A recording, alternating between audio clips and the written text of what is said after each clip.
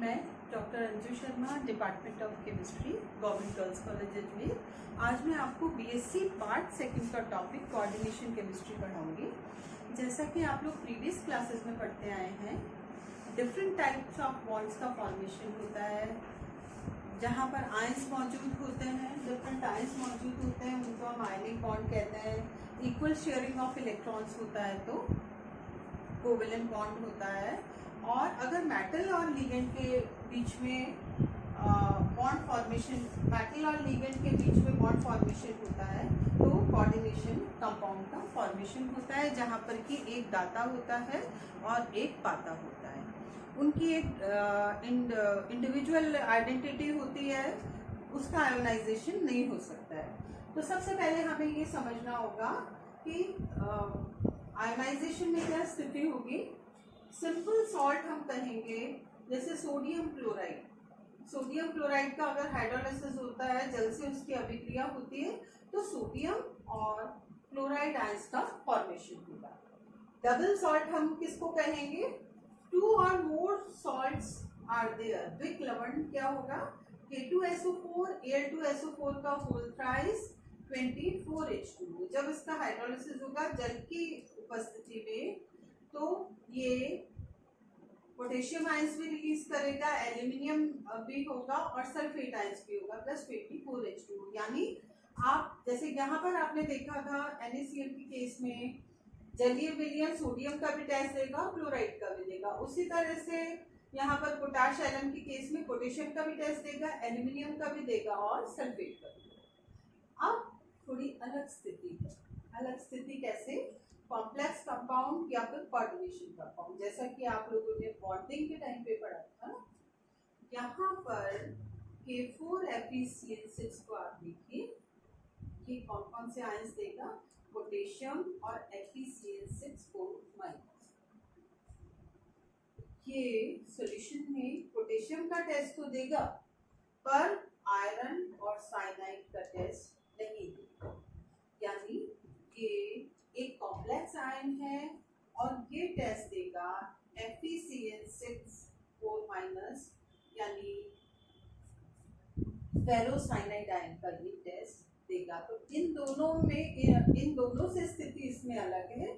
यहाँ पर हर individual ion अपना टेस्ट देता है पर यहाँ पर वो स्थिति नहीं है। तो इस तरह का जो कॉम्प्लेक्स आयन फॉर्मेशन होता है, उन्हीं को इस तरह के जो कॉम्प्लेक्सेस बनते हैं उनको हम कोऑर्डिनेशन कंपाउंड्स कहते हैं। और यहाँ पर किस तरह से बॉन्ड फॉर्मेशन होगा? मेटल और लिगेंड के बीच में बंध कैसे बनेगा?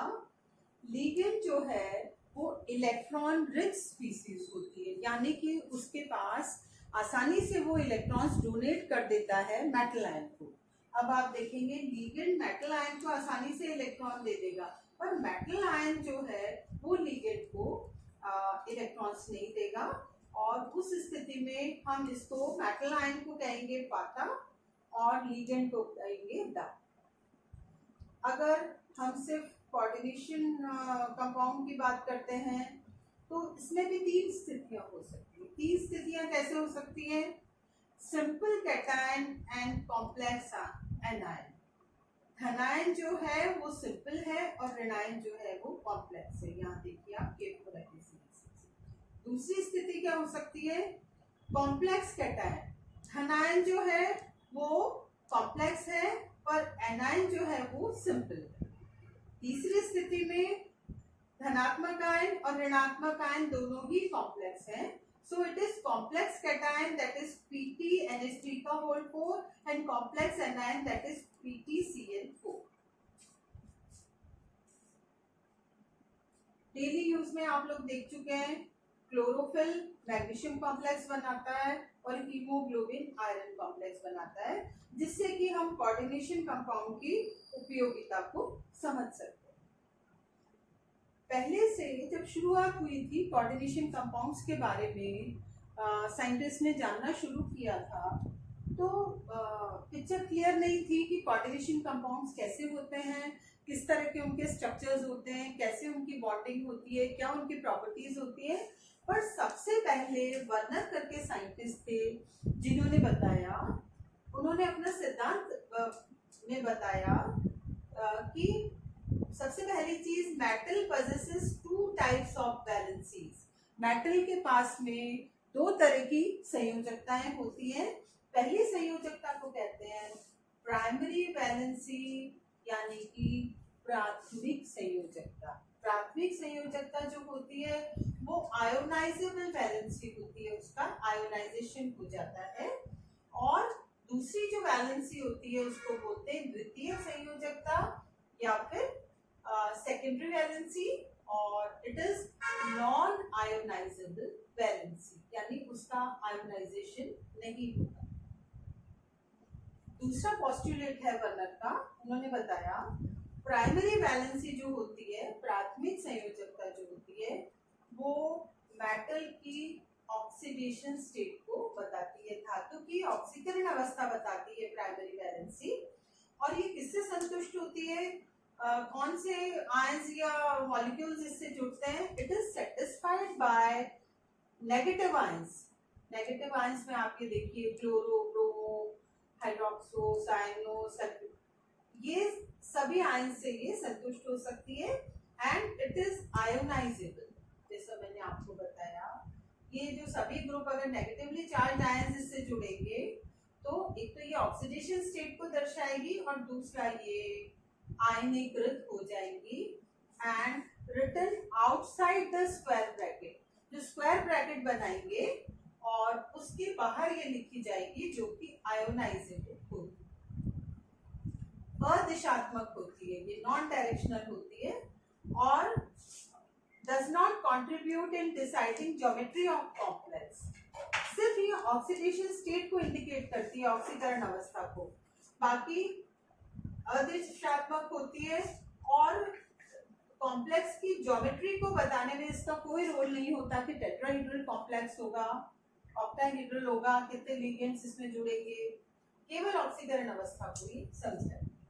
पर जब हम सेकेंडरी वैलेंसी की बात करते हैं, द्वितीय संयोजकता की बात करते हैं, तो ये ऑक्सीकरण अवस्था बता रही है पर ये कोऑर्डिनेशन नंबर ऑफ मेटल बता रहा है।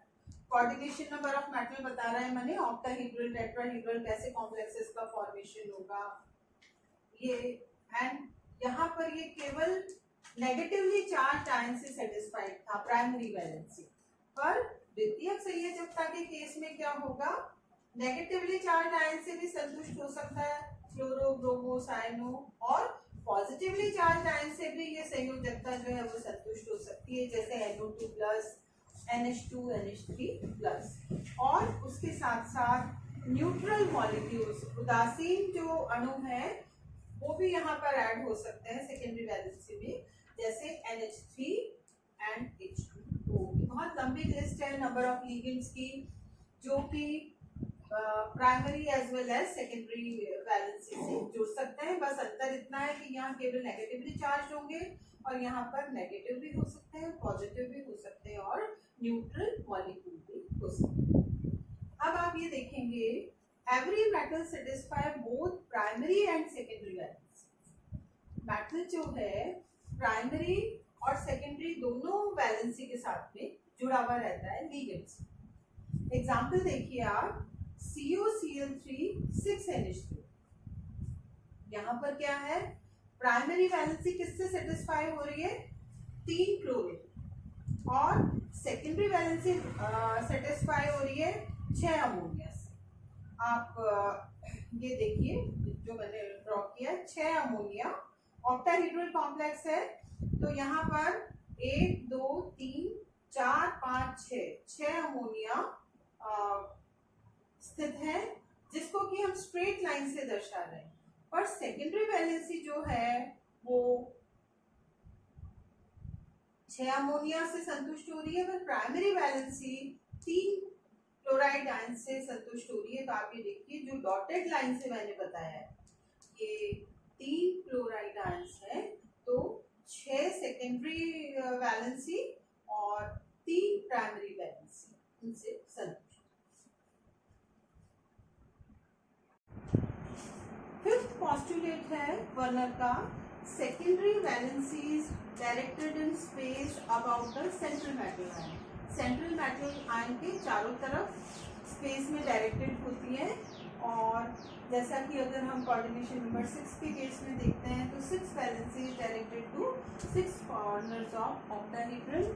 अष्टफलकीय ज्यामिति अगर होगी तो अष्टफलक के 6 कॉर्नर के ऊपर सिचुएटेड होगी। सेकेंडरी वैलेंसी द्वितीयक संयोजकता डायरेक्शनल होती है, ठीक है, ये दिशात्मक गुण दर्शाती है। प्राइमरी वैलेंसी हमने देखा था अदिशात्मक होती है और ऑक्सीकरण अवस्था को बताती है, उसका ज्योमेट्री से कोई लेना देना नहीं है। और सेकेंडरी वैलेंसी के केस में डायरेक्शनल होती है and it decide geometry of the complex. जैसे अभी हमने देखा 6 कॉर्नर्स पे हैं 6 वैलेंसीज, तो ये ऑक्टाहेड्रल को इंडिकेट कर रही है अष्टफलकीय को। पर अगर कोऑर्डिनेशन नंबर 4 है तो उस स्थिति में या तो टेट्राहेड्रल होगा या स्क्वायर प्लेनर होगा, यानी या तो चतुष्फलकीय संरचना होगी या स्क्वायर प्लेनर संरचना होगी।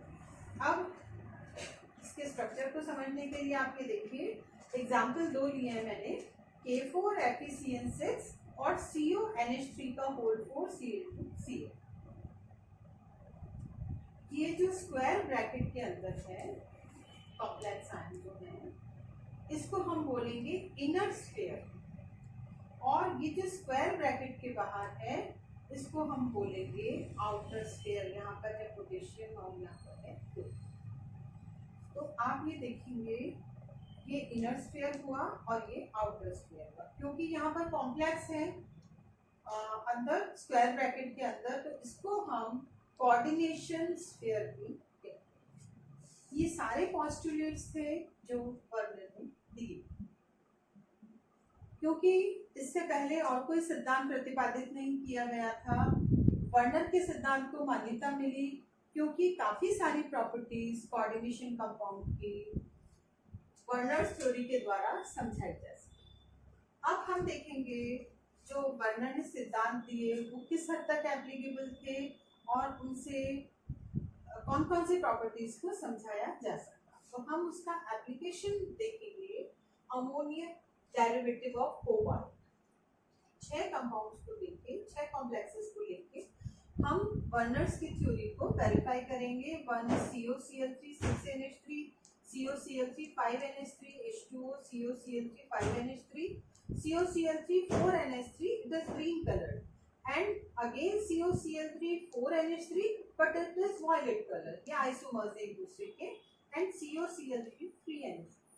यहाँ पर आप देखेंगे कि कोबाल्ट का कोऑर्डिनेशन नंबर सेम है पर लिगेंड्स की संख्या में अंतर है। यहाँ पर 3 NH3 है, यहाँ पर 4 NH3 है, यहाँ 5 NH3 है, यहाँ 5 NH3 के साथ में H2O जुड़ा हुआ है और यहाँ पर 6 NH3।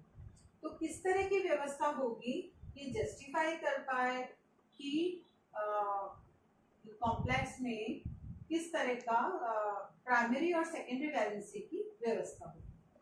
इसके लिए मैं आपको नेक्स्ट लेक्चर में बताऊंगी detail. Ligand satisfy both primary and secondary valency. जो लिगेंड होगा सपोज अमोनिया या ये क्लोरो, ये प्राइमरी और सेकेंडरी दोनों वैलेंसी को सेटिस्फाई करेगा, तभी ये व्यवस्था संभव है। अभी मैंने आपको डायग्राम बताया था, वहां पर प्राइमरी वैलेंसी को हम डैश डैश से रिप्रेजेंट करेंगे, सेकेंडरी वैलेंसी को स्ट्रेट लाइन से बताएंगे। अब आप आखिरी एग्जांपल देखिए, COCl3 3NH3। यहाँ पर क्या व्यवस्था हो सकती है कि both primary and secondary valency satisfied by one ligand. उस स्थिति में हम क्या करेंगे कि एक स्ट्रेट लाइन और डॉटेड लाइन दोनों से ही इंडिकेट करेंगे, मतलब वो लिगेंड प्राइमरी और सेकेंडरी दोनों वैलेंसी से जुड़ा हुआ है। अब प्राइमरी वैलेंसी जैसा मैंने आपको बताया आयोनाइजेबल होती है, सेकेंडरी वैलेंसी नॉन आयोनाइजेबल होती है। पर ऐसा कोई ऐसी स्थिति जहाँ प्राइमरी और सेकेंडरी दोनों ही वैलेंसी से जुड़ा हुआ है लिगेंड, तो उस स्थिति में भी वो नॉन आयोनाइजेबल। Thank you.